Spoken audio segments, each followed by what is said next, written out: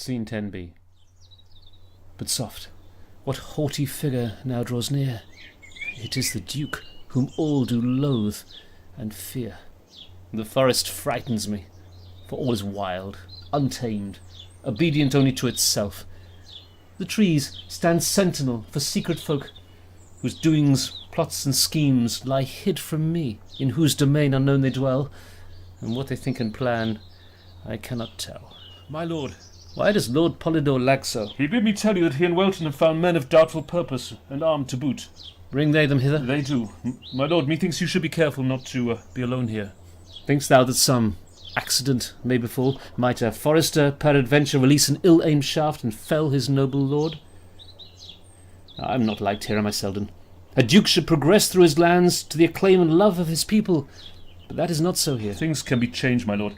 For now it were prudent for you to be accompanied. Uneasy lies the head that wears a coronet, Selden, and I shall not sleep ere I have this impostor securely held. Let me be, sirs. I am Tom the carpenter, and this is Harry Pint, who never means harm. Is that not so, Harry? Zoons, I'm starting to mean a good dose of harm to these brutes, Tom. What brace of bumpkins have you brought me here? These twain we found in suspect fashion heading hither. They give no good account of what they are about, and this one with 2 swords he claims are for a play. 'Tis so. What is your part in this play?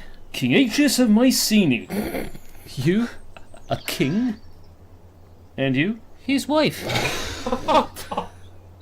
And where will you perform this play? At the castle. Oh there, Tom, Harry. Be warned, the Duke's men are here. Your fellow players, Tom the carpenter and Harry the Pint? Evening draws on, shadows lengthen, and when your common man goes home to his bed, it happens that 4 of you, 5 of you, 6. come armed to a clearing. You ask us to believe that you are here to rehearse a play at this late hour? It is for tomorrow's Whitsun celebration. You gentlemen from the castle will see it performed. My heart quakes with joy. As will the Duke, we understand. I understand that the Duke is even now attending your performance. Your Grace. One and all, and many more. Hearken, ye denizens of the forest. This morning I met an impostor, one yclept Ralph, the sort who might raise rebellion. To the point, know you where he is? I think you do. Why else gather you here in arms when the day is all but ended? My lord, you must believe we are come here to rehearse our Whitsun play. Must is not a word to use to a duke. What proof have you? We have a letter from Lord Polydore himself. Can you recall sending him a letter, Polydore? I've invited 3 or 4 companies to perform tomorrow. If they have a letter from me... Show us the letter. It is lost. Lost. How unfortunate. Bring them to the castle. Oh, wait! Lord Polydore, do you remember that one of the plays is called The Feast of Thyestes? Dost thou, Selden, thou didst read the letters? There was such a title, my lord. That proves nothing. May I make a proposal? Might they not act a scene from their play to prove they are players? A witty proposal, Selden. Very well, if ye be truly actors, act, my lord, act. Play, perform, give us a scene. If you cannot, you are no players, you are rogues of deceit and conspiracy, fit for our dungeons. The feast! Let them see the feast! But the feast is a frightful scene, look you. Why, the Duke will be most disgusted at the matter of it.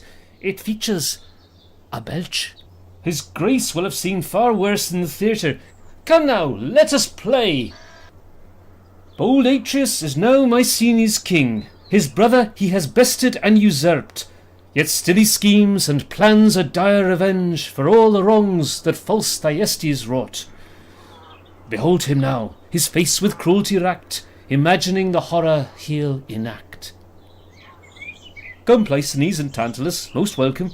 There is to be a banquet for your father, and you will add much savour to his feast. I bid you go within, good cousins twain.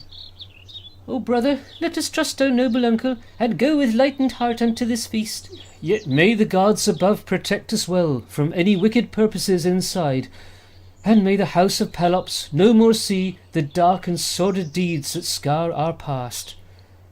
The boys go into the palace. As in the best plays, bloodshed happens off stage. Pity. Shall we put this comedy to sleep, my lord? Oh, wait, my lord, the climax. Thyestes is entertained to a feast by Atreus. This is where he would belch, so please you, but that were unseemly in your lordship's presence. The meal has pleased thee, brother. Aye, for sure, but what's the meat? Your own. My own? Your son's. Then at this dreadful crime the Son himself did hide his face in light from sin-stained earth. Time to remove the tyrant! Stop the play. I've had enough of it.